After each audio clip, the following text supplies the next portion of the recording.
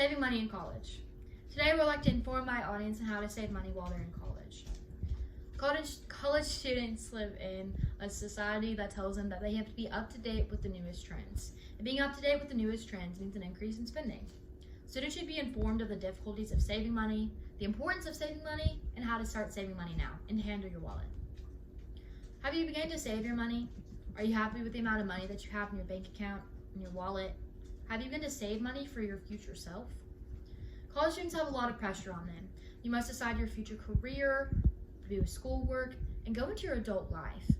Expenses are a difficult but very important matter in our lifestyle. As Anthony O'Neill explains on how to save money in college, you're going to feel more prepared with the more money that you save in college and ready for your real everyday world, real life. Anthony O'Neill is the #1 national best-selling author of Debt-Free Degree and national best-selling author of the Graduate Survival Guide. He recently released Destroy Your Student Loan Debt. As a student with an inconsistent income, I find myself struggling with my money. Once I understood the importance of saving money, I learned that my spending habits would not benefit me in the long run. Today, I'd like to share with you why it's so hard to save money in college, the importance of saving, and how to save money now. First, let's look at the hardships of expenses during your college life. One of the most expensive parts of college is tuition and the required materials that go with that. Tuition rates only account for one part of it, and that's a big chunk of change already.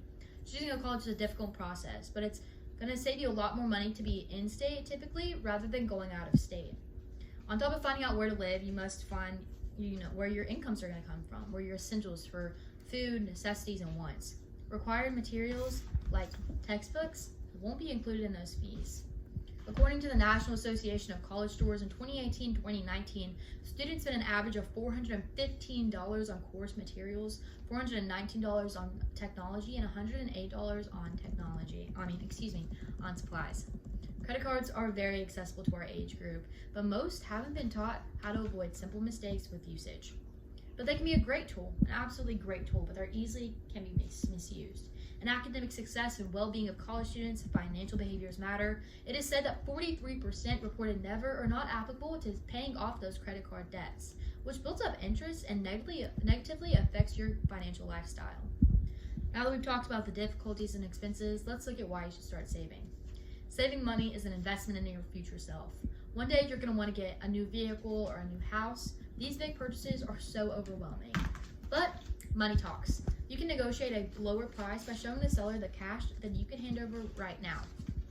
Also, with a good credit score, you increase yourself in getting that best purchase for a lower rate as well. You give yourself the pleasure of knowing that you're secure with your money. Financial security means that you're aware of what you may need to spend with less of a worry. Sometimes things come up, and an emergency happens.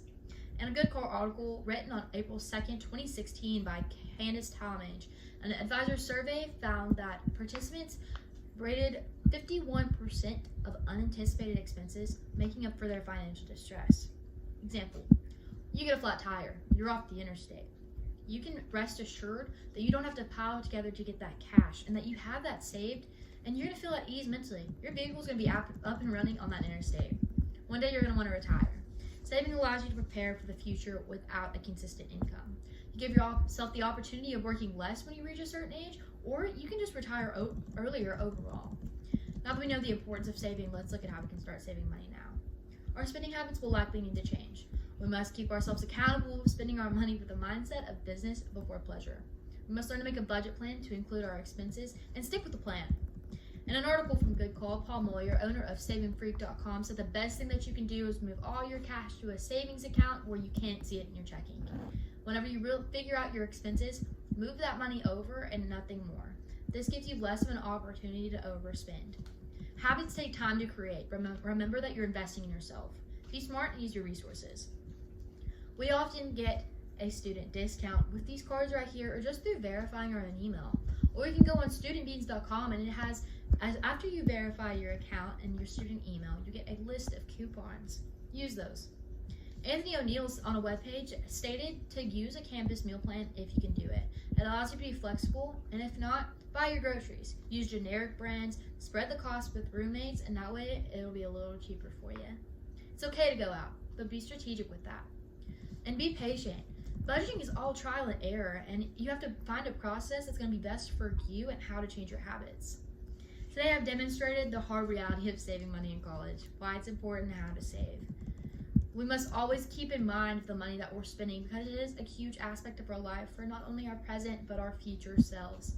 We have different needs and wants, so remind yourself that budgeting is going to be a process for you. Be flexible and remind yourself who you're doing this for.